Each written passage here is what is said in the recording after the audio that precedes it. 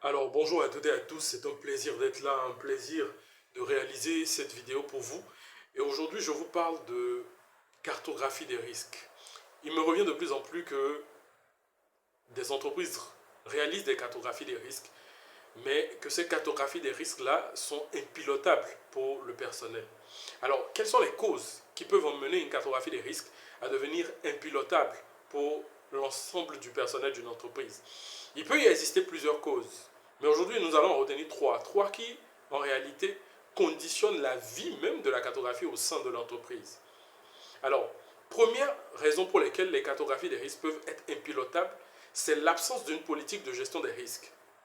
Et généralement, beaucoup de consultants font cette erreur-là de rédiger des cartographies des risques sans au préalable évaluer l'environnement de contrôle interne et donner une certaine maturité au niveau de contrôle interne.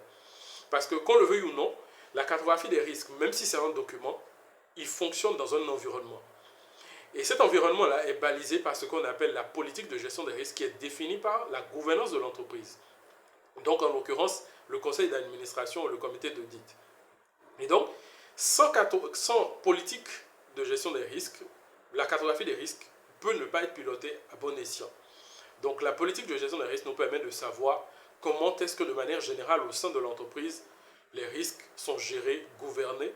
Et c'est dans cette même politique de gestion des risques-là que nous allons retrouver la définition de l'appétence au risque de l'entreprise.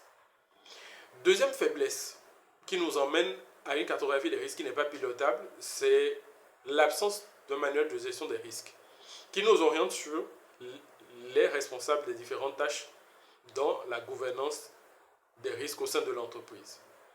Et troisième raison pour laquelle une cartographie des risques peut ne pas être pilotée, c'est le manque de compétences.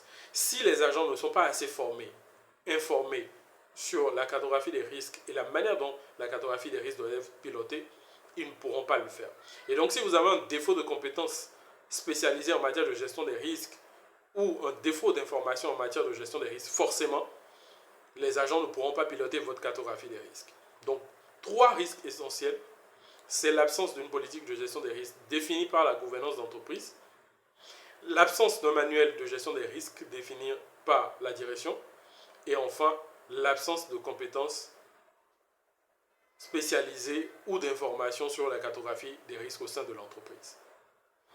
Si vous avez aimé, likez et rejoignez-nous sur LinkedIn. À bientôt!